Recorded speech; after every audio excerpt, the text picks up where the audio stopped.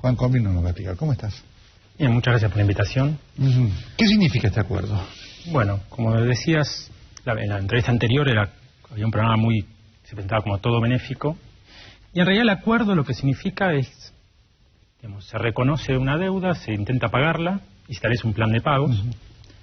El primer punto es que el reconocimiento de la deuda es más alto de lo que estaba estipulado. Era 6.700. 6.700 y se pasó a 9.700. Claro, 6.800 y se pasó a 9.700 millones.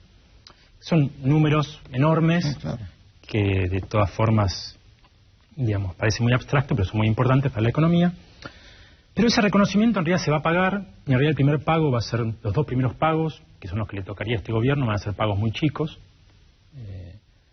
Son pagos de 650 millones en julio y de 500 millones en mayo del 2016.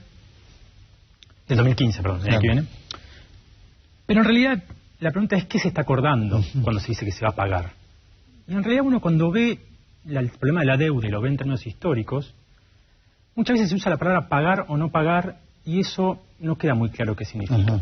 Porque, por ejemplo, durante todo el periodo de los 90, uno diría se pagó la deuda, pero sin embargo la deuda creció. Entonces no se pagaba la deuda.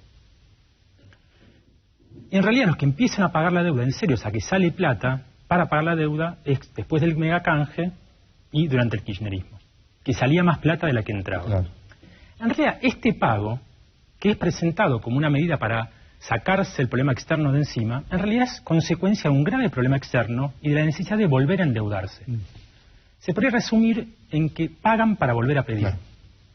El gobierno necesita plata. Es lo que pero no es solo el gobierno que necesita plata. Es un problema más de fondo. Porque ¿para quién van a pedir? Y uno puede decir, bueno, el Estado va a pedir para la política social, va a pedir para la asignación universal por hijo, pero esos gastos no son a dónde va a ir la deuda. La deuda que se va a contraer y a lo cual se va a pedir y por lo cual se reconoce una deuda futura que es una carga para el futuro enorme, en el presente va a permitir que se endeude ¿quién? Empresas. Porque los primeros que se van a beneficiar con esto son empresas privadas, capitales extranjeros y nacionales. Hubo mucha presión del capital extranjero para que se apruebe este acuerdo, porque quieren volver a endeudarse. ¿Y por qué se tienen que endeudar? Bueno, entonces uno tiene que ver qué pasa y por qué la Argentina cíclicamente se endeuda hasta que estalla una nueva crisis. Porque esto no es nuevo. Y ahora parece que endeudarse es algo bueno. Durante muchos años estuvimos diciendo que no hay que endeudarse, y ahora pagamos para endeudarse. Entonces preguntamos, ¿por qué pagamos para endeudarnos? Pagamos porque estamos en crisis. ¿Y quién está en crisis? Todo un sector de la economía que produce, pero produce en forma muy ineficiente, y por eso hay un gran déficit externo enorme. Toda la industria local importa más insumos de lo que exporta, y eso hace que necesite dólares, y que no los genere. Entonces tiene que ir a endeudarse. ¿Y qué pasó históricamente? Que esos sectores se endeudaron y después que terminaron haciendo, estatizando la deuda privada como deuda pública y pasándose al Estado. Que es lo que pasó con la última dictadura. Entonces, este acuerdo lo que va a habilitar, y por lo que le está diciendo el gobierno, va a habilitar inversiones, va a habilitar créditos para estas empresas. Cuando digo empresas ineficientes, no estamos pensando en un taller chico, metalúrgico, o en una empresa cooperativa. Los que son ineficientes incluso son los más grandes de Argentina.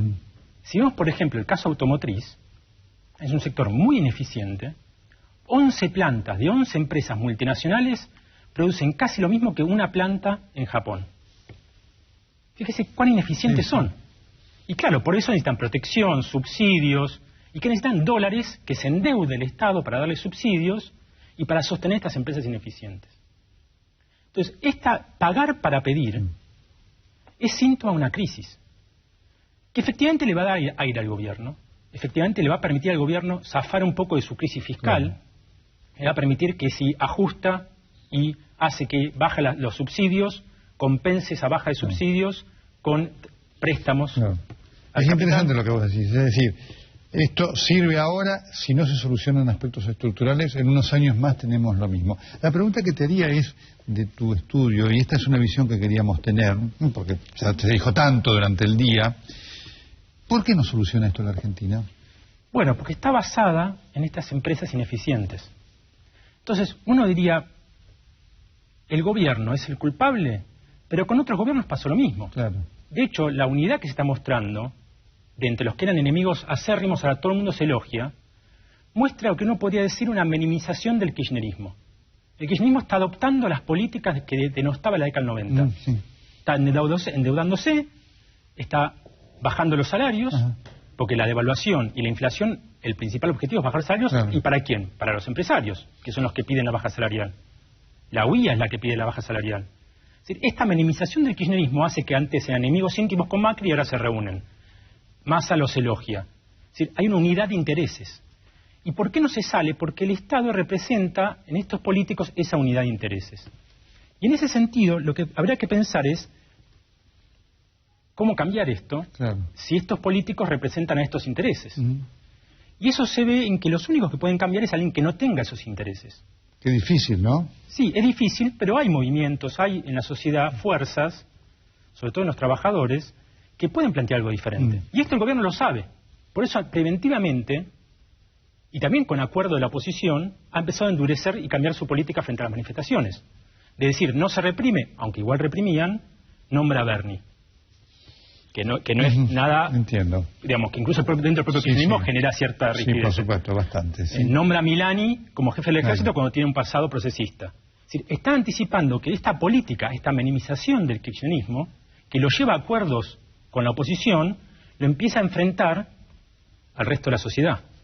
Entonces, este acuerdo de la deuda es una síntoma de una crisis que va a permitir en este momento salir un poco, o sea, como podríamos decir, patear la pelota para adelante. Pero no evitar otra crisis. Pero no evitar otra crisis. Juan, muchísimas gracias. No, muchas gracias por la invitación. Bueno, quisimos tener esta visión diferente, a propósito de lo que genera este acuerdo. Y me parece que son cosas interesantes para escuchar, ¿no?